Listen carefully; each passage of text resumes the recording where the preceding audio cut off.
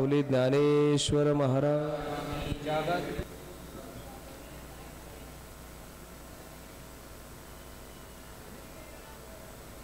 नमो ज्ञानेश्वरा नमो ज्ञानेश्वरा निवृत्ती उदारा सोपान देवा मुक्ताबाई नमो त्रिभुवन पावनी आद्यत्रय जननी देवांची जयांचे केलिया स्मरण होय सकळ विद्यांचे अधिकरण तेची वंदो श्री चरण श्री गुरूंचे ते नमस्कारोने आता सत्वं सुखे संजयते रजः कर्मणि भारत ज्ञानमावृत्य तो तम प्रमादे संजयत्युत रजस्तमश्चाभिभूय सत्वं भवति भारत रजसत्वं तमश्चैव तमसत्वं रजस्तथा सत्वं सुखे संजयते रजः कर्मणि भारत ज्ञानमावृत्य तो तम प्रमादे संजयत्युत रजस्तमश्चाभिभूय सत्वं भवति भारत रजसत्वं तमश्चैव तमसत्वं रजस्तथा सत्वं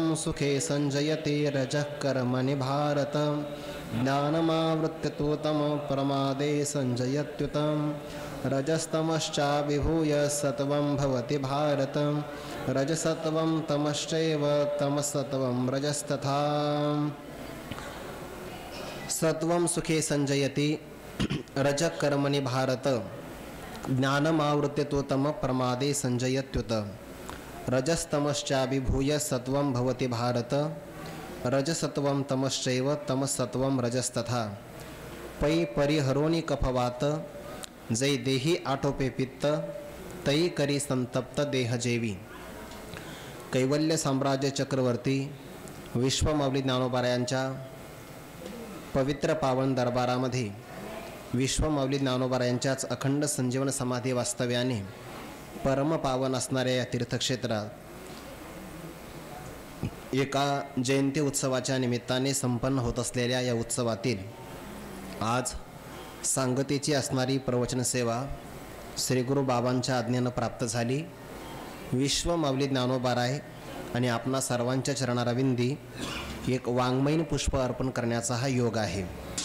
आपण विश्वमाऊली ज्ञानोबारायांच्या सत्यवादाच्या तपातून जगत कल्याणार्थ प्रगट झालेल्या श्री भगवती ज्ञानेश्वरी ग्रंथाच्या 14व्या अध्यायाचा विचार करत आहोत। या अध्यायाचं नामच आहे गुणत्रय विभाग योगनाम चतुर्दशोध्यायः, अर्थात प्रकृतीपासून निर्माण झालेल्या सत्वरजतमाचा गुणांचा विचार करून त्या गुणांच्या बंधनाचा विचार झाल्यानंतर जो गुणाच्या अतीत झालेला महात्मा अर्थात मुक्त महात्मा त्यांच्या लक्षणाचा विचार या अध्यायामध्ये येणार आहे। या अध्यायाचं विषयाची प्रास्ताविकता सांगत असताना ज्ञानोबाराय म्हणतात, गुणते कैसे किती बांधती कवने रीती तरी गुणातीती चिन्हे काही एवं या अघवेया अर्थारूप करावया विषो येथ 14व्या अध्यायासी गुण कैसे कशा प्रकारचे आहेत, किती संख्या किती आहे, कोणत्या प्रकारे बंधन निर्माण करतात या विषयाचं स्पष्टीकरण झालं आहे। आणि गुणातीत पुरुषाची काय लक्षणं तो विषय आगामी प्रकरणामध्ये येणार आहे।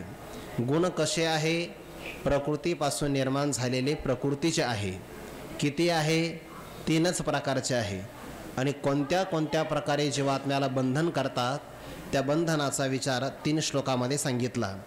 त्यापैकी सत्वगुण निर्मल असल्यामुळे प्रकाशक आणि अनामयम पीडा न करणारा आहे, पण तोही जीवात्म्याला सुखाच्या आसक्तीने किंवा ज्ञानाच्या आसक्तीने बंधनात टाकणारा आहे।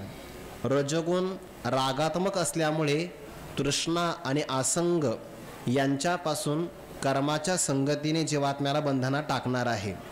म्हणजे सत्वगुणाकडे 2 पाश आहे, रजोगुणाकडे कर्मसंग नावाचा 1 पाश आहे, पण तमोगुण मात्र विशेष असल्यामुळे, विशेष म्हणजे सामर्थ्याने अधिक असल्यामुळे त्याच्या एकट्याकडे 3 पाश आहे। प्रमाद आलस्य निद्राभिस्तन्य बध्नाति भारत, प्रमाद आलस्य आणि निद्रा या 3 असणाऱ्या पाशांनी जो अज्ञानज म्हणजे अज्ञानात जातम अज्ञानाच्या आवरण शक्तीपासून निर्माण झालेला तमोगुण असल्यामुळे तो जीवात्म्याच्या स्वरूपाला आवृत्त करून आता तमोगुणाचा प्रभाव पुढे सांगणारच आहे ज्ञानोबाराय, पण तो या 3 पाशाने जीवात्म्याला बंधनात टाकतो. कर्तव्य करावंसं न वाटणं आणि अकर्तव्य मनामध्ये धरणं याला प्रमाद असं म्हणतात. एखादं कार्य करण्यासाठी उत्साह मनामध्ये असावा लागतो, पण उत्साहाचा अभाव असणं याला आळस असं म्हणतात. आणि चित्ताचं अवसादन प्राप्त होणं याला निद्रा असं म्हणतात. या 3 दोषांनी तमोगुण जीवात्म्याला कसं बंधनात टाकतो त्याचा काल आपण विचार केला आहे. परंतु हे सगळं स्पष्टीकरण करत असताना ज्ञानोबाराय मात्र स्पष्टीकरणाच्या शेवटी एक गोष्ट आपल्याला जाणून देतात की हे जे गुणाचं बंधन आहे हे तात्विक रूपाने सत्य मात्र नाही. कारण जेव्हा ओव्या समाप्तीला येतात प्रत्येक श्लोकाचं स्पष्टीकरण करत असताना तेव्हा त्या ओव्यातली एक मार्मिकता आहे. सत्वगुणाचं बंधन सांगत असताना ज्ञानोबाराय तिथे एक शब्द वापरतात, तैसे गा देहातीता. ज्याला बंधन होत आहे तर तत्वतः देहाच्या अतीत आहे. म्हणजे अध्यारोप अपवादाच्या भाषेमध्ये बंधन आहे, तात्विक विचारामध्ये मात्र बंधन नाही. रजोगुणाच्या बंधनाचा विचार सांगत असताना सुद्धा ऐसा देही देहा वेगळा. ज्याला बंधन घडतं आहे तत्वतः तो देहाच्या अतीत देहा वेगळा आहे. आणि काल आपण तमोगुणाचं बंधन पाहिलं तेव्हा ज्ञानोबाराय म्हणतात एवं निद्रालस्य प्रमादी तम या त्रिबंधी. पुढे शब्द आहे बांधे निरुपाधी चोखटाते. निरुपाधिक आणि शुद्ध स्वरूप असेल तर त्याला बंधन होऊ शकत नाही. किंबहुना साधक बाधक व्यवहार घडण्यासाठी सत्ता समान असावी लागते. परमात्म स्वरूप हे निरुपाधिक आहे, कोणतीच उपाधी तिथं नाही. जसं की तुकोबाराय म्हणतात उपाधी वेगळे तुम्ही निर्विकार, काहीच संसार तुम्हा नाही. उपाधी वेगळे आहे आणि निर्विकार आहे. याचा अर्थ निर्विकार म्हणजे इथला शब्द चोखट आहे आणि तिथं निरुपाधिक आहे. उपाधी वेगळे, इथला शब्द निरुपाधिक आहे. निरुपाधिक तत्वाला शुद्ध तत्वाला बंधनामध्ये सापडू शकेल किंवा बंधन निर्माण करू शकेल असं सामर्थ्य मायेमध्ये सुद्धा नाही. असं सामर्थ्य जगातल्या कोणत्या विषयामध्ये नाही. गुणामध्ये सामर्थ्य असू कसं शकतं?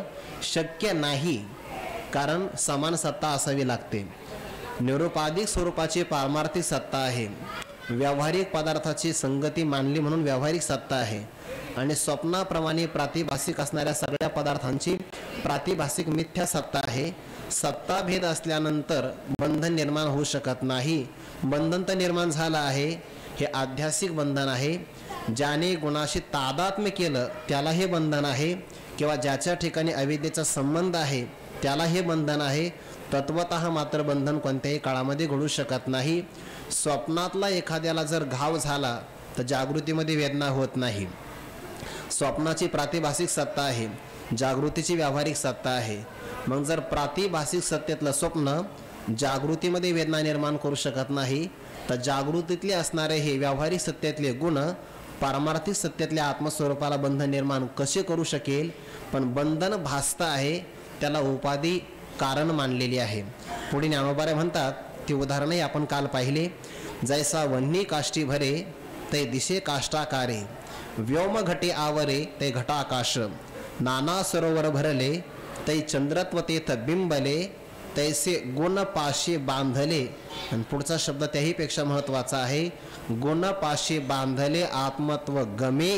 हे वाटतं आहे अज्ञानी पुरुषाला, तत्वतः बांधले हे मात्र शक्य नाही. अग्नीला आकार नाही, पण जर लाकडाचा संबंध लागला तर लाकडाचा जसा आकार तसा अग्नीचा आकार निर्माण होतो. अग्नीला आकार नाही, लाकडामुळे आकार प्राप्त झाल्यासारखं वाटतं. आकाशाला कोणत्याही प्रकारचा आकार नाही, पण घट नावाचा उपाधी लागला की आकाशाच्या ठिकाणी घटाकाश हे नाम आणि घटाचा जेवढा आकार तेवढा आकार आकाशाला प्राप्त झाला असं वाटतं. तत्वतः मात्र ते खरं नाही. किंवा सरोवरामध्ये चंद्राचं प्रतिबिंब पडलं तर माणसं म्हणतात की चंद्र पाण्यात पडला. कसं शक्य आहे? चंद्र पाण्यात पडणं शक्य नाही. हा, चंद्राचं प्रतिबिंब पाण्यामध्ये पडणं शक्य आहे. चंद्रत्व तेथ बिंबले. मग आता प्रतिबिंब चंद्राचं आहे आणि आरोप मात्र केला जातो की चंद्र पाण्यात पडला. तसं अविद्येमध्ये आत्मस्वरूपाचं प्रतिबिंब आहे. अंतकरण उपाधी लागली त्यामुळे शुद्ध अंतकरण सत्वगुणाचं कार्य असल्यामुळे ते चैतन्याच्या प्रतिबिंबाला ग्रहण करतं. प्रतिबिंबालाच जीव आपण असं म्हणतो किंवा चिदाभास असं म्हणतो. तो चिदाभास त्या उपाधीमध्ये सापडणं शक्य आहे, पण ज्याचा तो आभास आहे तो तत्वता कधीही सापडणं शक्य नाही. म्हणून आत्मत्व गमे गुणपाशी बांधले, गुणांच्या पाशाने ते बांधल्यासारखं वाटतं, तत्वतः मात्र खरं नाही. असा ज्ञानोबारांचा एक मार्मिकतेचा भाव या सगळ्या ओव्यातून प्रकट होतो. संक्षेपतः 3 गुण कशा प्रकारे कशामध्ये जीवात्म्याला योजतात तो भाव 9व्या श्लोकामध्ये सांगतात.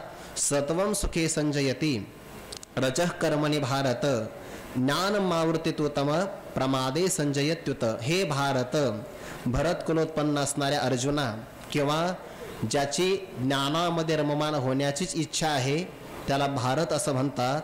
अर्जुना, तू दोन्ही अर्थाने भारत आहे. एक भरताच्या कुलामध्ये उत्पन्न झाला म्हणूनही भारत आहे, आणि जे तू ज्ञानांबुज द्विरे फकी म्हणूनही ज्ञानरूपी कमलाचा आस्वाद घेणारा भ्रमर असल्यामुळे तो भारत आहे. सत्वम सुखे संजयती, सत्व नावाचा गुण दुःखाचा अभिभव करून दुःखाला बाजूला सारून जीवात्म्याला सुखामध्ये संजयती संश्लेषयती किंवा जीवात्म्याची सुखामध्ये उपलक्षणाने ज्ञानामध्ये योजना करतो. सत्वगुण अधिक असेल तर जीवात्म्याला सुखामध्ये तो योजतो, त्याची योजना करतो किंवा बंधनामध्ये टाकतो. रजः कर्मणी संजयती, रज नावाचा गुण ज्ञानाला बाजूला सारून कर्मामध्ये जीवात्म्याची योजना करतो.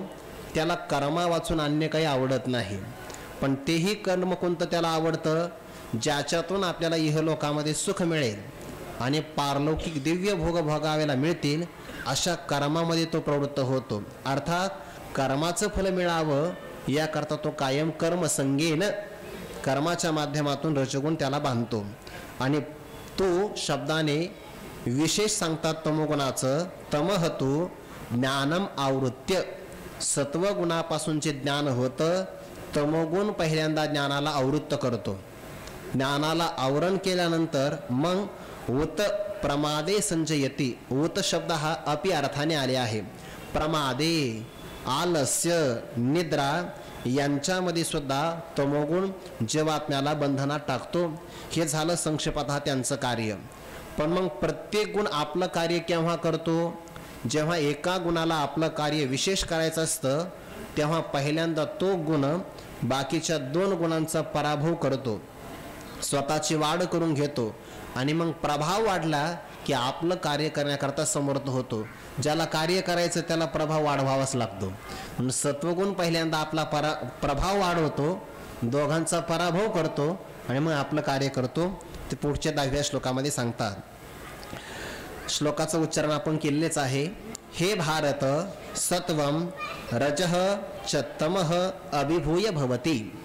हे भारत अर्थात अर्जुना, सत्वगुण रजोगुणाला आणि तमोगुणाचा अभिभव करून पराभव करून स्वतःचं अधिक्य सामर्थ्य वाढवतो, आणि मग सामर्थ्य वाढवलं की आपलं कार्य करतो. कोणतं कार्य? तत्र सत्वम निर्मलत्वात् प्रकाशकमनामयम सुखसंगेन बध्नाती ज्ञानसंगेन चानघ. ज्ञानाची अभिव्यक्ती करणं किंवा सुखाची असणारी उपलब्धी करणं, हे दोन्हीही कार्य सत्वगुणाला तेव्हा करता येतं जेव्हा तो रजोगुणाचा आणि तमोगुणाचा अभिभव पराभव करतो तेव्हा. हे झालं सत्वगुणाचं कार्य. आता रजोगुणाची आणि तमोगुणाची सुद्धा संगती अशाच प्रकारची आहे. रजः सत्वम तमः च अभिभूय भवती. रजोगुण सुद्धा सत्वगुणाचा आणि तमोगुणाचा पराभव करून आपलं कार्य करतो. तृष्णा संग समुद्भवम, तृष्णा किंवा आसक्ती किंवा विशेष प्रकारची आसक्ती किंवा इदम मे स्यात्, हे मला असावं, हे मला असावं, अशा प्रकारची कामना निर्माण रजोगुण केव्हा करतो? सत्वगुणाचा तमोगुणाचा पराभव केल्यानंतर. आणि तथा त्याचप्रमाणे तमः सत्वम च रजः अभिभूय भवती. तसाच तमोगुण सुद्धा मागच्या सत्वगुणाचा आणि रजोगुणाचा पराभव करून आपलं असणारं निद्रा, आलस्य आणि प्रमाद या प्रकारचं कार्य करतो. या थोडक्यात भाव असा झाला की कोणत्याही एका गुणाला जर आपलं कार्य करायचं असेल तर तो गुण बाकीच्या 2 गुणांचा पराभव करून त्यांचा आपलं आधिक्य वाढवतो आणि मग कार्य करतो. यावर आता ज्ञानोबारे स्पष्टीकरण पुढे वयामध्ये सांगतात. उदाहरण देत असताना 3 गुणांच्यासाठी ज्ञानोबारे 3 प्रकारचे दृष्टांत देतात. दृष्टांत देत असताना वेगवेगळ्या क्षेत्रातले दृष्टांत घेतलेले आहे. एक आहे आयुर्वेदातलं, दुसरं आहे निसर्गशास्त्रातलं आणि तिसरं आहे आपल्या सगळ्यांच्या अनुभवातलं. हे सगळे उदाहरणं देऊन कोणता गुण कशा कशा प्रकारचं कार्य करतो ते पुढे सांगतात. पहिलं उदाहरण घेतलं आहे आयुर्वेदातलं आरोग्यशास्त्राचं उदाहरण.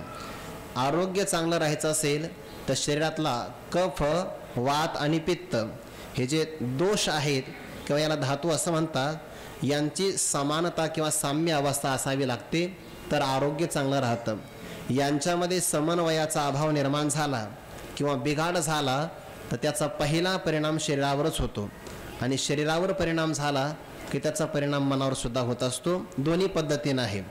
शरीराचा प्रभाव कधी कधी मनावर होतो आणि कधी कधी मानसिक रोगाचा परिणाम शरीरावर होतो. हे दोन्ही पण घटना घडत असतात. उदाहरण दिलं आहे पहिल्यांदा पित्ताचं. व्यवहारात आपण म्हणतो ना, माझं पित्त खवळलं, म्हणजे ज्याचं पित्त खवळलं त्याला ताप येतो. मग ते पित्त खवळलं तर ताप येतो, पण कधी? पहिल्यांदा सांगतात परिहरोनी कफवात जै देही आटोपे पित्त तई करी संतप्त देह जेवी. काही रोग कफ या धातू दोषापासून निर्माण होतात, काही रोग हे वात या दोषापासून निर्माण होतात. ते प्रामुख्याने सांधेदुखी असते ना, ती वातापासून निर्माण होते आणि जे तप्त करणारे रोग असतात ते पित्तापासून निर्माण होतात. पित्त खवळलं की त्याचा परिणाम तापामध्ये होतो, परंतु जेव्हा पित्त आपला प्रभाव वाढवतं तेव्हा ते कफ आणि वात यांचा पराभव करत असतं. परिहरोनी म्हणजे बाजूला सारून, कफ आणि वाताला बाजूला सारून, जै म्हणजे जेव्हा देही आटोपे पित्त, देहामध्ये जेव्हा पित्त आटोपे म्हणजे अत्यधिक प्रमाणामध्ये त्याची वाढ होते किंवा आटोपे म्हणजे त्याचा उद्रेक होतो, ते कुपित होतं तै तेव्हा ते जेवी देह संतप्त करी. पहिल्यांदा ते आपल्या देहाला ताप निर्माण करतं. ताप वाढला किंवा तापमान वाढलं की तो पित्ताचा प्रकोप असतो. त्या आयुर्वेदामध्ये पण असं सांगितलंय. आपला तेवढा अभ्यास नाही, खरं तर तो बाबांचाच विषय आहे आयुर्वेद म्हणजे. त्याच्यामध्ये असं सांगितलं की जर पित्त वाढलं असेल तर ते वमन करावं, कफ वाढला असेल तर लंघन उपवास करावा आणि वात वाढला असेल तर मर्दन करावं म्हणजे मालिश करावी. असं ते 3 उपाय 3 करता सांगितले आहे. जे देही आटोपे पित्त तै करी संतप्त देह जेवी. हे पहिलं उदाहरण. पित्त वाढलं तर कफ आणि वात या दोघाचा ते पराभव करतं, हे या दृष्टांतामध्ये सांगितलं. पुढे का वर्ष आतप जैसे जिनवनी शीतचे दिसे तेव्हा होय हिव ऐसे आकाश हे. दुसरं उदाहरण दिलं आहे निसर्गशास्त्राचं. नेमकं ही ओवी आणि सध्याचा ऋतू एकच आहे. आता सध्याला हिवाळाच आहे की नाही. मग हिवाळा जेव्हा आपला प्रभाव दाखवतो तेव्हा तो हिवाळा पावसाळा आणि उन्हाळा यांना बाजूला सारतच असतो. वर्ष म्हणजे वर्षाकाळ, वृष्टी म्हणजेच पावसाळा, आतप म्हणजेच उन्हाळा. मग पावसाळा आणि उन्हाळा या दोघांना बाजूला सारून जैसे वर्ष आतप जिनवनी, पावसाळा आणि उन्हाळा यांना जिंकून यांचा पराभव करून शीतची दिशे, शीतकाल म्हणजे थंडी ज्याप्रमाणे प्रगट होते. आणि थंडी जास्त प्रमाणामध्ये वाढली की ती नेमकी पौष महिन्यातच वाढत असते. सध्या नेमका पौष महिन्याचा आहे. पौष महिन्यामध्ये तेव्हा हे आकाश हिव ऐसे होय, संपूर्ण आकाश सुद्धा जणू काही थंड झाला आहे असं वाटतं. पण जेव्हा थंडी वाढते तेव्हा मागच्या पावसाळ्याचा आणि उन्हाळ्याचा त्या थंडीने पराभवच केलेला असतो, त्याच्याशिवाय थंडी वाढू शकत नाही. तिसरं उदाहरण देतात नाना नव्हे नव्हे. तिसरं उदाहरण देतात एवढंच आहे असं नाही तर आणखीन सुद्धा स्वप्न जागृती लोपोनी ये सुषुप्ती तै क्षण एक चित्तवृत्ती तेची होय. जीवाला 3 प्रकारच्या अवस्था अनुभवाला येतात एका दिवसामध्ये. सामान्यतः याच अवस्था अनुभवाला येतात. कधी कधी याच्याही पुढची अवस्था अनुभवाला येते, मूर्छा नावाची अवस्था, आणि जर अधिकार वाढला तर समाधी नावाची अवस्था. पण साधारणतः सामान्यपणाने 3 अवस्था सगळ्यांना अनुभवाला येतात. त्या 3 अवस्थापैकी सुद्धा 2 अवस्था जास्त अनुभवाला येतात। स्वप्न दररोजच पडतं असं मात्र घडत नाही। हा संस्कार जर असेल तर मग स्वप्न एखाद्याला दररोजही पडू शकतं, पण सुषुप्ती आणि जागृती या 2 अवस्था मात्र सगळ्यांना अनुभवाला येतात। स्वप्न संस्कार जे आहे म्हणून तेव्हा तेही अनुभवाला येतं, पण एक अवस्था जेव्हा प्रगट होते तेव्हा ते मागच्या 2 अवस्थेंचा पराभव करतच असते। सुषुप्ती नावाची अवस्था जेव्हा येते तेव्हा ती कोणाचा लोप करते? स्वप्न आणि जागृतीचा लोप करते। इंद्रियांच्या माध्यमातून जेव्हा विषयाचं संपादन केलं जातं प्रत्यक्ष, तेव्हा ती जागृत अवस्था असते। संस्कारापासून जेव्हा व्यवहार होतो तेव्हा ती स्वप्न अवस्था असते, आणि या दोन्ही अवस्था जिथं लयाला जातात त्याला सुषुप्ती अवस्था असं म्हणतात। घन अज्ञान सुषुप्ती, ती अज्ञानाची अवस्था म्हणजे सुषुप्ती अवस्था आहे। स्वप्न जागृती लोपोनी, स्वप्नाला आणि जागृती नावाच्या अवस्थेला लुप्त करून सुषुप्ती ये, मग सुषुप्ती सुद्धा गाढ यावी लागते। गाढ झोप जेव्हा लागते तेव्हा त्याला सुषुप्ती असं म्हणतात, आणि तिच्यामध्ये बिघाड निर्माण झाला की स्वप्न निर्माण होऊ शकतं। स्वप्नाला आणि जागृतीला ते पंचदशीमध्ये असं आलं आहे की मनुष्याच्या नेत्रामध्ये नेत्रे जागरणम असं म्हटलं आहे। नेत्रामध्ये जागृत अवस्था असते, कंठामध्ये स्वप्न अवस्था असते, आणि हृदयामध्ये सुषुप्ती अवस्था असते। म्हणून तर आपण म्हणतो ना विचारसागरामध्ये, त्या कंठगत पुरितत नावाच्या नाडीमध्ये क्षणभर मनाचा प्रवेश झाला की स्वप्न पडतं। मग स्वप्न नावाची अवस्था कंठात सांगितली आहे, जागृत अवस्था नेत्रामध्ये आहे, आणि सुषुप्ती नावाची अवस्था हृदयामध्ये सांगितली आहे, असं त्याचा अर्थ। पण स्वप्न जागृती लोपोनी, स्वप्न जागृती या अवस्थेचा लोप करून जेव्हा सुषुप्ती येते तेव्हा क्षण एक चित्तवृत्ती, क्षण एक म्हणजे फक्त एक क्षण नाही, सुषुप्तीचा कालावधी जोपर्यंत असेल तोपर्यंत, असा त्याचा अर्थ घ्यायचा। क्षण एक म्हणजे क्षणभर म्हणजे जोपर्यंत सुषुप्ती असेल तोपर्यंत चित्तवृत्ती तेची होय। चित्तवृत्ती अर्थात अंतकरणाची वृत्ती त्याच अवस्थेला प्राप्त होते। जागृतीमध्ये चित्तवृत्ती जागृतीला प्राप्त होते, स्वप्नामध्ये स्वप्नावस्थेला प्राप्त होते, आणि सुषुप्ती अवस्थेमध्ये अज्ञानामध्ये लयाला जाते। अंतकरण लीन होऊन जातं, क्षण एक चित्तवृत्ती तेची होय सुषुप्ती अवस्थेसारखीच होते, अर्थात लीन होते किंवा लयाला जाते। या 3 उदाहरणातून एकच सांगितलं आहे, पित्त जेव्हा वाढतं कफवाताचा पराभव असतो, थंडी जेव्हा वाढते उन्हाळा पावसाळा पराभव झालेला असतो, आणि सुषुप्ती अवस्था जेव्हा येते तेव्हा स्वप्न आणि जागृती लयालाच गेलेली असते किंवा लोप झालेला असतो।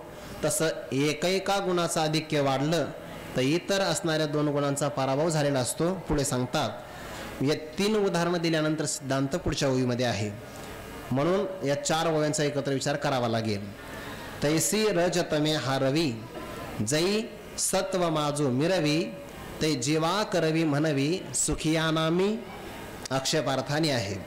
रजतमे हारवी, जै म्हणजे जेव्हा सत्वगुण रजोगुण आणि तमोगुणाचा पराभव करवितो, पराभव केल्यानंतर सत्वगुण जिंकला जातो, आणि सत्वगुण जिंकला की त्याला जिंकण्याचा उन्मत्तपणा प्राप्त होतो।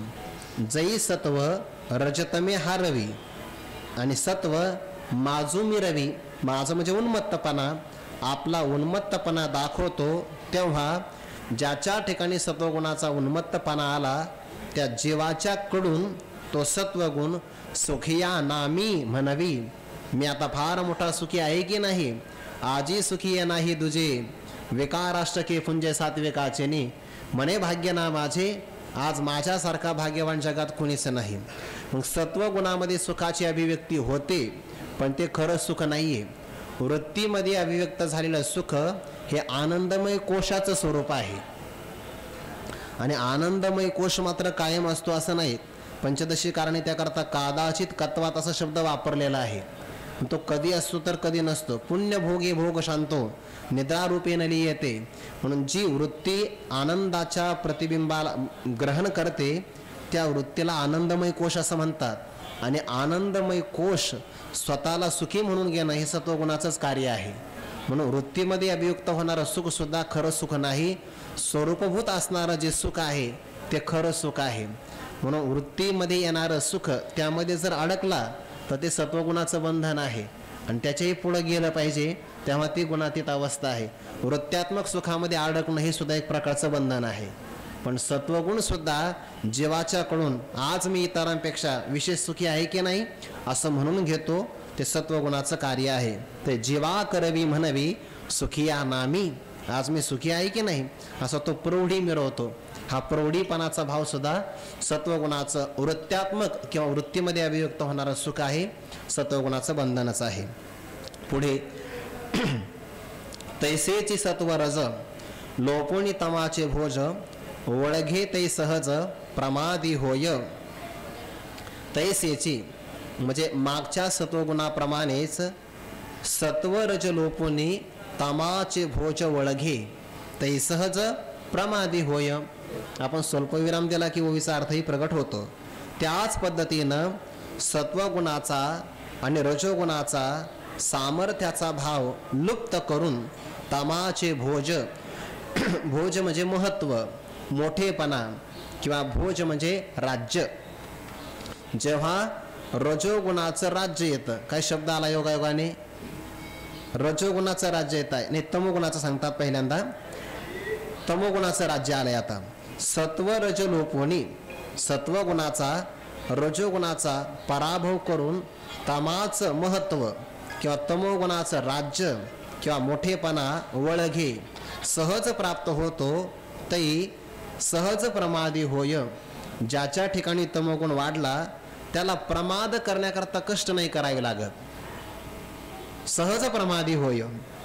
म्हणजे तो म्हणतो की नाही नाही मग मी सहज बोललो, मग तू सहज बोलला पण पेटलं ना वातावरण, सहज ते सहज प्रमादी होय. तो सहज चूक करतो, चुकी करता त्याला कष्ट करावे लागत नाही. प्रमाद करणं म्हणजे कर्तव्य समोर असताना कर्तव्य न करणं आणि अकर्तव्य मनामध्ये धरणं, किंवा एखादं कार्य प्राप्त झालं तर उत्साहाने न करणं, त्यालाच आलस्य असं म्हणतात. उपलक्षणाने ते घ्यावंच लागतं. मग सहज तो प्रमादी होय, सहज आळशी होय आणि सहज निद्राभिलाषी, निद्रेमध्ये प्रवृत्त तो होतो. हे तमोगुणाचं कार्य सांगितलं. तयाचे गा परिपाठी सत्वतमाते पोटी घालून जेव्हा उठी रजोगुण, तेव्हा कर्मा वाचून काही आन गोमटे नाही. ऐसे मानी देही देहराज. या दोन ओव्यांचा एकत्र विचार आहे. मागे सत्वगुणाकरता एकच ओवी आली आहे, तमोगुणाकरता सुद्धा एकच ओवी आली आहे, रजोगुणाकरता मात्र दोन ओव्या आलेल्या आहेत.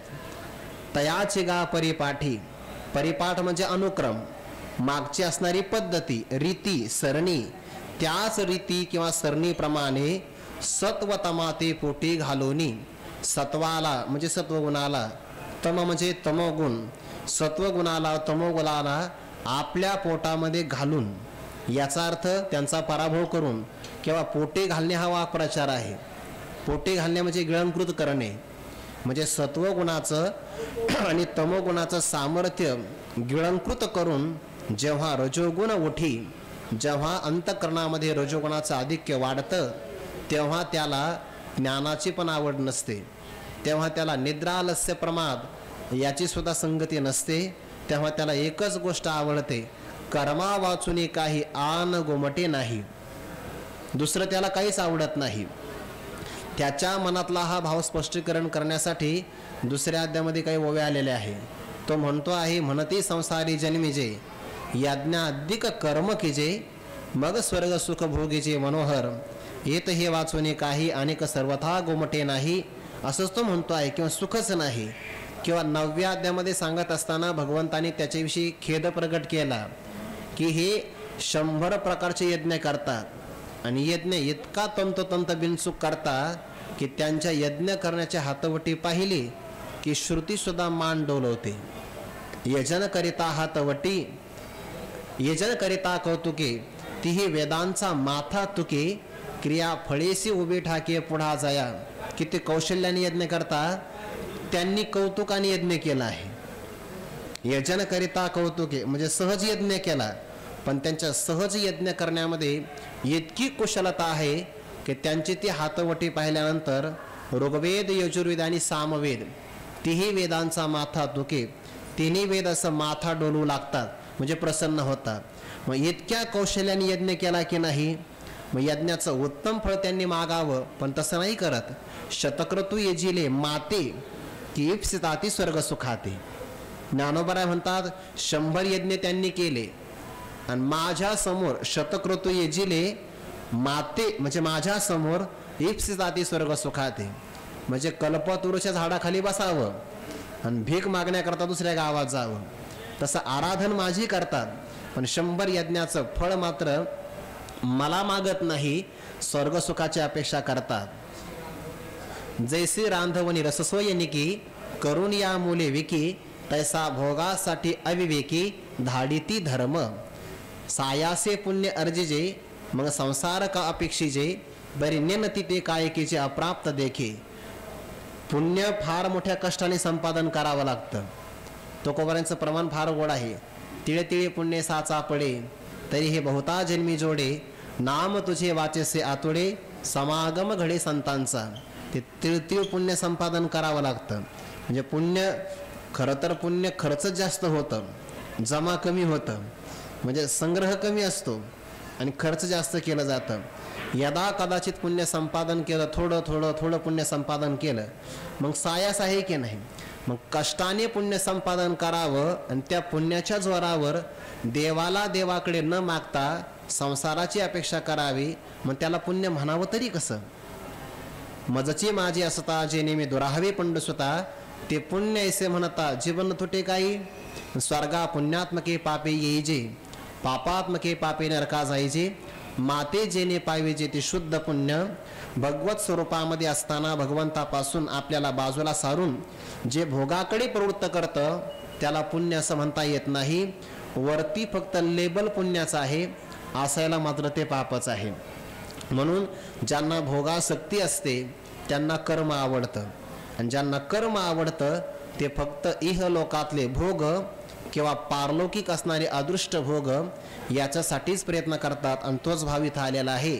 जेव्हा सत्वगुणाला तमोगुणाला गिळंकृत करून रजोगुण उठतो तेव्हा त्याला आसक्ती असते, आणि आसक्ती असल्यामुळे त्याला कर्मा वाचून अन्य काही आवडत नाही. त्याला हे माहिती आहे की कर्मानेच उत्तम प्रकारचे फळ मिळतात. मग त्याच्या जीवनामध्ये कर्मताच आहे, पण अंतःकरण शुद्धीसाठी तो कर्म करत नाही, सकाम प्रकारचे कर्म करतो. तेच कर्म जर त्याने निष्काम केलं तर ते त्याला ज्ञानप्राप्तीसाठी परंपरेनं का होईना उपयोगी पडेल. साक्षात नाही, परंपरेने उपयोगी पडेल, पण ती भावना त्याची होत नाही.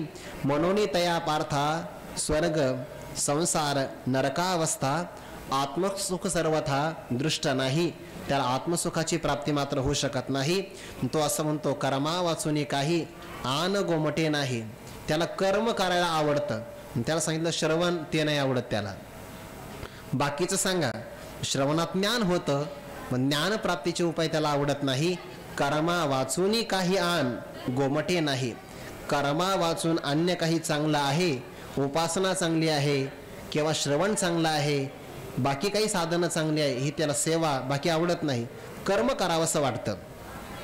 आन गोमटे नाही ऐसे मानी देही देहराज. असा देहाचा राजा म्हणजे कोण? जीवात्मा. राहतो कुठे? देहात. कारण ते देह त्याचं भोगा येत नाही, देहाशिवाय भोग भोगता येत नाही. असा देहात असणारा देहाचा स्वामी राजा म्हणजे जीवात्मा असं मानतो. ज्याची मान्यता जशी असते तशीच तो कर्म करत असतो. मान्यता बदलली की विचार बदलतात, मग कर्म बदलू शकतं. त्रिगुण निरूपण 30 श्लोकी सांगितले जाण, आता सत्वादी वृद्धी लक्षण सादर परियेसा. ज्ञानोबराय श्रोत्यांना विनंती करतात, त्रिगुण निरूपण 30 श्लोकी सांगितले जाण. त्रिगुण म्हणजे सत्व रजतम यांचं निरूपण, 3 गुणांचं निरूपण 30 श्लोकी 3 श्लोकामध्ये चांगल्या प्रकारे केलं आहे. तत्र सत्वम निर्मलत्वात सत्वगुणाचं स्पष्टीकरण, रजोरागात्मकं विद्धी रजोगुणाचं स्पष्टीकरण, तमस्त्वज्ञानजं विद्धी मोहनम सर्वदेहिनाम म्हणजे 6, 7 आणि 8 या 3 श्लोकामध्ये 3 गुणांचं स्पष्टीकरण केलं आहे. आता हे 3 गुण वाढल्यानंतर अंतःकरणामध्ये यांची वृद्ध अवस्था वार्धक्य अवस्था प्राप्त झाली, वृद्धी निर्माण झाली, तर कोणती कोणती लक्षणं प्रगट होता सादर परियेसा. यावर एक शंका निर्माण होते. सत्वादी म्हणजे सत्व आदी आहे असं रजोगुण आणि तमोगुण नंतर येणारे आहे. मग तिन्ही गुणांची वाढली अवस्था तर लक्षण प्रगट होतील. लक्षण बाहेर प्रगट झाली तर ती सादर परियेसा आदरपूर्वक ऐका. का बरं? सत्वगुणाचं लक्षण आदरपूर्वक ऐकणं चांगलं आहे. रजोगुणाचं तमोगुणाचं काय ऐकायचं? त्याचं कारण असं आहे, सत्वगुणाचं लक्षण ग्रहण करण्यासाठी ऐका आणि रजोगुणाचं तमोगुणाचं लक्षण त्याग करण्यासाठी ऐका. त्याज्यते त्यजावया लागी जाणावी जरी अनुपयोगी तरी ते ऐका चांगली श्रोत्रबळे. त्याज्य गोष्ट सुद्धा त्यागण्यासाठी चांगली ऐकली पाहिजे. कारण त्याज्य जे करायचं ते चांगलं कळलं की त्याचा चांगला त्याग करता येतो आणि चांगलं चांगल्या प्रकारे ऐकलं की त्याचा चांगला स्वीकार करता येतो. म्हणून सत्वादी वृद्धी लक्षण त्याची जी चिन्ह खुणा लक्षणं प्रगट होणार आहे ते सादर आदरपूर्वक ऐका. भाव असा आहे, ऐकणं हे आदरपूर्वकच असलं पाहिजे. सादर परियेसा श्रवणही करा पण ते आदरपूर्वकच करा. त्या आदरामध्ये मग श्रद्धाही येईल, तत्परता पण येईल. श्रद्धावान लभते ज्ञानम तत्पराहा हे सगळे भाव प्रगट होतील. किंवा या लागी सुमन आणि शुद्धमती जो अनिंदक अनन्य गती पैगा गौप्यही परितया प्रति चावळी जे सुखी ते सुद्धा आदरामध्ये प्रगट होईल. तैसी श्री हरी वक्त्रीची अक्षरे संजये सांगितली आदरे वा ती अंधू तोही अवसरे सुखिया झाला. वक्त्याने आपलं काम करत राहावं. जर आपण संजयाचं धृतराष्ट्राचं चरित्र पाहिलं ज्ञानेश्वरीच्या संबंधाने, कधी कधी ज्ञानोबाराय सुरुवातीला चरित्र घेतात संजयाचं आणि कधी कधी ज्ञानोबाराय अध्याय समाप्तीला चरित्र घेतात, अर्थात संवाद घेतात. ते ज्ञानेश्वरीमध्ये आलेले जे काही संवाद आहे त्या संवादामध्ये भगवान श्रीकृष्णाचा आणि भक्तराज अर्जुनाचाही संवाद आहे. निवृत्तीनाथ महाराज आणि ज्ञानोबाराय यांचाही संवाद आहे. ज्ञानोबारायांचा आणि श्रोत्यांचाही संवाद आहे. तसाच धृतराष्ट्र आणि संजयाचा सुद्धा संवाद आहे. पण त्या संवादाला एक प्रतिसाद मिळावा लागतो. तो प्रतिसाद संजयाला मात्र कुठंच मिळालेला नाही. अगदी 18व्या अध्यायापर्यंत जरी आपण पाहिला तरी प्रतिसाद नाही मिळाला. प्रतिसाद मिळावा लागतो. ते काय आहे, जगातले सगळे व्यवहार ना प्रेमाने चालतात आणि मग ते वक्त्याचं आणि श्रोत्यांचं परस्परामध्ये प्रेम जुळावंच लागतं. गुरुवर्य बाबा पाठामध्ये सांगत असतात रक्तगट जुळावा लागतो. श्रोत्याचा आणि वक्त्याचा रक्तगट जुळाला की त्या संवाद सुखाची फार चांगल्या प्रकारे अभिव्यक्ती होते.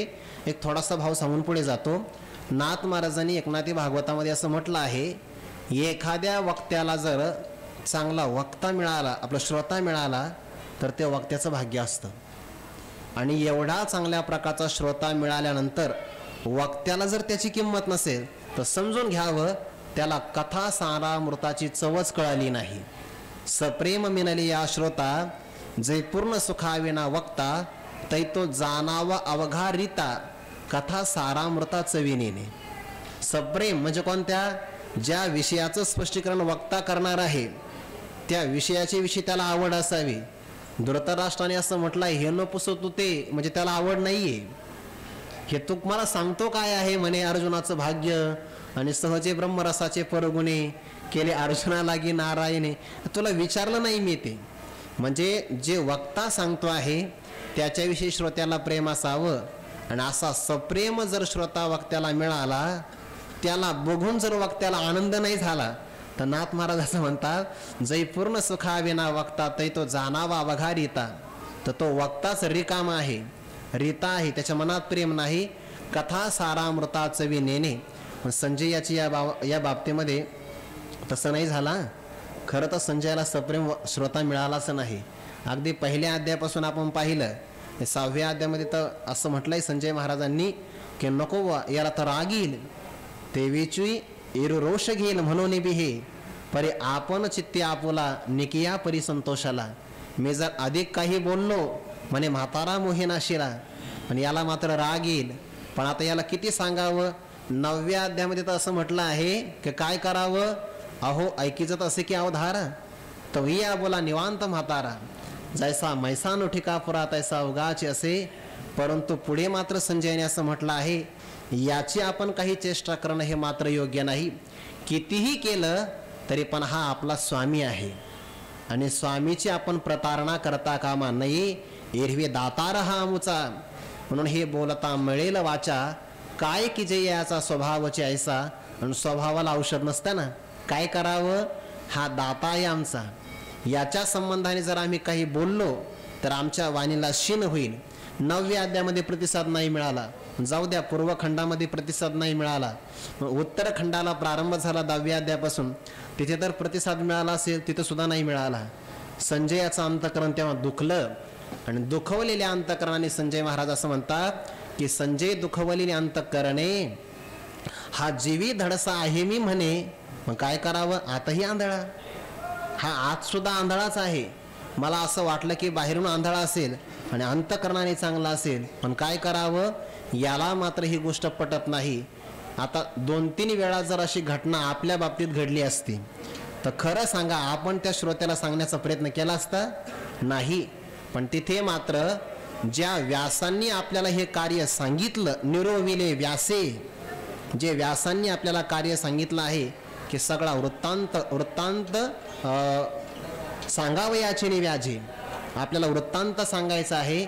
मग श्रीगुरूंची आज्ञा आणि ते आपलं कर्तव्य कर्म आहे, त्या कर्तव्य कर्मामध्ये आपल्याला कसर करायची नाही.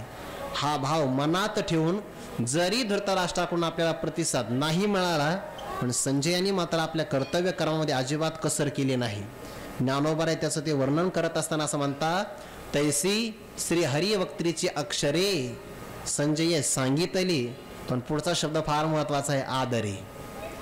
संजयाने सांगितली धृतराष्ट्राला ती सगळी अक्षर, पण सांगत असताना मात्र आदरपूर्वक सांगितली. एक आदर भगवंताविषयी आहे, दुसरा आदर भक्तराज अर्जुनाविषयी आहे, आणि तिसरा आदर व्यासांच्या विषयी आहे, चौथा आदर स्वामीच्या विषयी आहे, आणि 5वा आदर घेतला तर विषयाविषयी घेता येईल. हे सगळे आदर आता मला इथले इथंच स्फुरण झाल्या ज्ञानोबारांच्या कृपेने. म्हणजे ते मी काही असं तुम्ही ओवी सांगितले म्हणून ते मला आठवलं आहे. म्हणून संवादाचा सुआवो ढळे तरी हृदयाकाशा सारस्वत वळे, श्रोता दूषित तरी वितुळे मांडला रसू. संवादाचा चांगला वारा जर वाहू लागला तर हृदयकाशामध्ये सारस्वताची अभिव्यक्ती होते, आणि श्रोता जर इकडं तिकडं पाहत असेल तर मग ज्या रसाची मांडणी केली तो सुद्धा रस बिघडून जातो. म्हणून संजयाचा आदर भगवंतावर आहे, व संजयाचा आदर भक्तराज अर्जुनाविषयी व्यास सहोदर गुरुत्वे होय. किती आदर आहे! व्यासांच्या विषयी आदर तर प्रगट होतच आहे. दातार हा आमुचा म्हणून धृतराष्ट्राविषयी सुद्धा आदर आहे, आणि विषयाच्या विषयी आदर आहे की मला हे ऐकायला भेटलं. आपण चित्ती आपुला निकिया परी संतोषाला, जे तो संवाद फावला श्री कृष्णार्जुनांचा. म्हणजे संवादाविषयी आदर, स्वामीच्या विषयी आदर, व्यासांच्या विषयी आदर, भक्तराज अर्जुनाविषयी आदर, आणि भगवान श्रीकृष्णाविषयी आदर, या सगळ्या आदराचा समावेश करून संजयाने जेव्हा हे आदरपूर्वक सांगितलं, तेव्हा शेवटी का होईना त्या वृत्तांत कर्तव्याला यश मिळालं ना. ज्ञानोबा नोंद घेतात, तीही अंधू तोही अवसरी सुखिया झाला. म्हणून वक्त्याने आपलं काम करत राहावं. समोर त्याला प्रतिसाद किती मिळतो आहे ते त्याने बघूच नाही, त्याने त्याचं फक्त कर्तव्य कर्म करत राहावं. त्या कर्तव्य कर्माचं फळ असं होईल की त्याला स्वतःच्या अंतःकरणामध्ये आनंदाची अभिव्यक्ती होईल. म्हणजे स्वांत सुख आहे हे पहिल्यांदा घडेल, आणि मग परिणाम झाला म्हणजे मुख्य प्रयोजन तर आपला आनंद आहे, अवांतर प्रयोजनामध्ये मग होईल ना भाव. पोखित तिरीचे पादप समुद्रा जाय आप गंगेचे जैसे, समुद्राला जाणं हे मुख्य आहे, आणि मग काठावर असणारे वृक्ष गावं समृद्ध होतील, कोणाचं पाप तापहरण होईल. हे जसं गंगेचं अवांतर प्रयोजन आहे, तसं वक्त्याचं सांगणं हे महत्त्वाचं प्रयोजन आहे, आणि ते संजय यांनी केलं आहे. तैसे श्री हरिवक्त्रीची अक्षरे संजये सांगितली आदरे, ते अंधू तोही अवसरे सुखिया झाला. परिणाम म्हणून धृतराष्ट्राला अंतिम कालामध्ये ज्ञानाचं श्रवण कधी वाया जात नाही. वैकुंठवासी गुरुवरे विठ्ठल महाराज घुले बाबा पाठामध्ये सांगायचे, बुवा संसारातलं काही उपयोगाला पडतच नाही, आणि परमार्थातलं काहीच वाया जात नाही. ज्यातलं वाया काही जात नाही तो परमार्थ असतो, आणि ज्यातलं किती अट्टहासाने करा काही सोबत येत नाही त्याला सम्यक सरती संसार असं म्हणतात, तो विनाशीच आहे. म्हणून संजयाने आपलं कर्तव्य कर्म केलं, आणि परिणाम असा झाला की तीच अक्षरच असतात ना, ती अविनाशीच असतात. तीच अक्षर धृतराष्ट्राला जीवनाच्या अंतिम कालामध्ये महान सुखाला प्राप्त करून देणारी ठरली. अशीच अक्षरांची सेवा विश्वमाऊली ज्ञानोबांच्या कृपेनं गुरुवर्य बाबांच्या सारख्या अनेक गुरुजनांच्या महापुरुषांच्या संगतीमध्ये आपल्याला करायला भेटणं हे आपलं भाग्य आहे. तीच सेवा आपल्या जीवनामध्ये आपल्याला प्राप्त व्हावी आणि अंततोगत्वा या जीवनाचं पारमार्थिक साध्यही त्यांच्याच कृपाप्रसादाने मनोनी मने काय वाचा जो सेवक होईल याचा तो सानंद साम्राज्याचा चक्रवर्ती करी असं फल आपल्यालाही हस्तगत तुम्हा समवेत मलाही प्राप्त व्हावं अशी भावना व्यक्त करून विश्वमाऊली ज्ञानोबांच्या चरणारविंदी ही झालेली वाङ्मयीन सेवा अर्पण करून याच ठिकाणी थांबू. रामकृष्ण हरी. पुंडलिक वरदारी विठ्ठल श्री ज्ञानदेव तुकाराम माऊली ज्ञानेश्वर महाराज की जय. जगद्गुरु तुकाराम महाराज की जय. सद्गुरु जोग महाराज की जय. विठ्ठल विठ्ठल विठ्ठल विठ्ठल विठ्ठल. पुंडलिक वरदारी विठ्ठल श्री ज्ञानदेव तुकाराम माऊली ज्ञानेश्वर महाराज की जय. जगद्गुरु तुकाराम महाराज की जय. सद्गुरु जोग महाराज की जय. अभंग अभंग.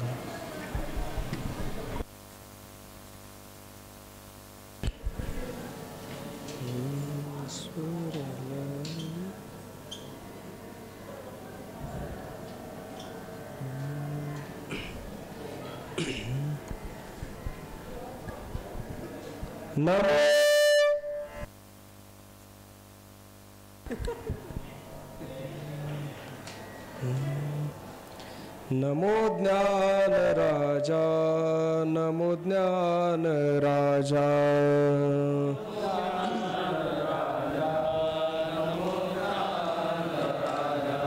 नमो ज्ञान राजा नमो ज्ञान राजा.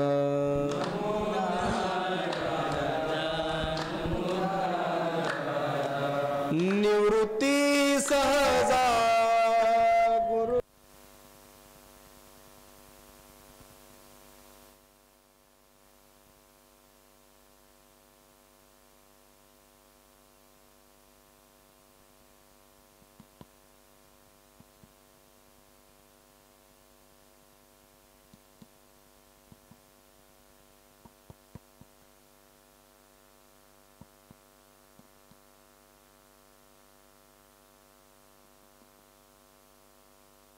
नमो सोपान देवा मुक्ताई परेशा.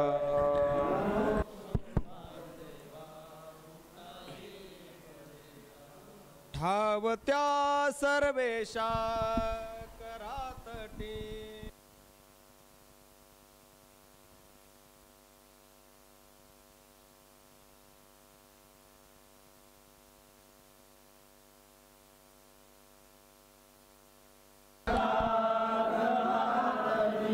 नमो सोपान देवा मुक्ताई परेशा. नमो सोपान देवा मुक्ताई परेशा.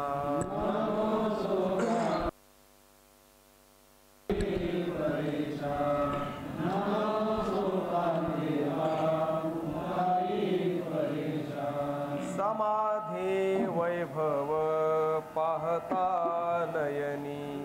समाधी वैभव पाहता नयनी.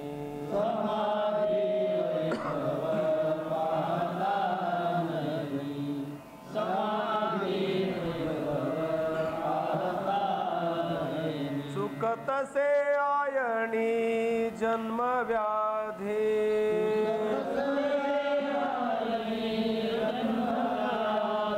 चुकतसे आयणी जन्मव्याधी.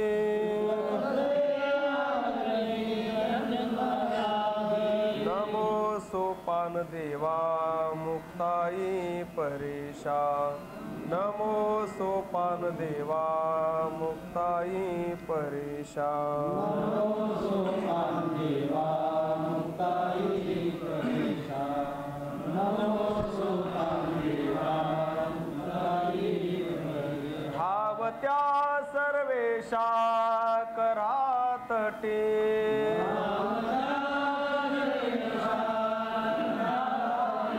धावत्या सर्वेशा करातटे.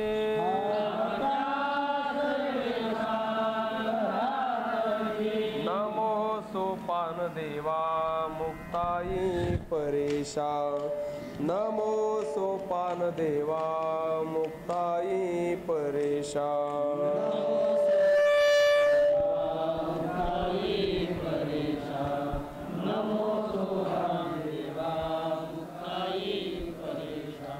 एका जनार्दनी म्हणावा पुला एका जनार्दनी म्हणावी आपुला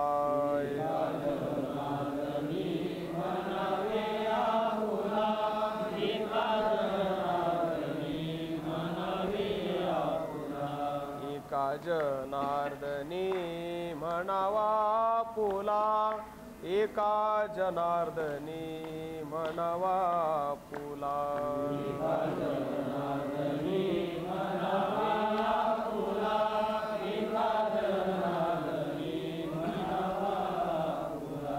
अंकित अंकिला दास तुमचा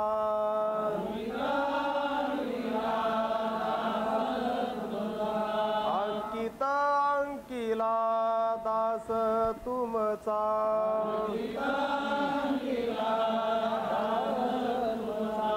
नमो सोपान देवा मुक्ताई परेशा नमो सोपान देवा मुक्ताई परेशा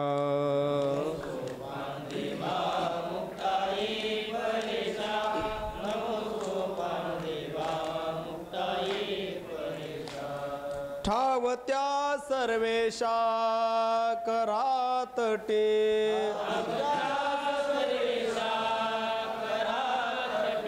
ठावत्या सर्वेशा करातटे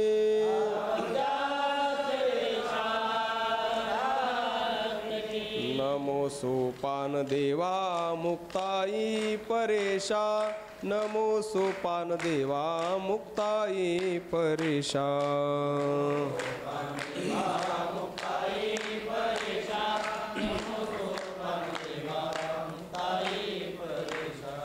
श्री ज्ञानदेव श्री तुकाराम श्री ज्ञानदेव श्री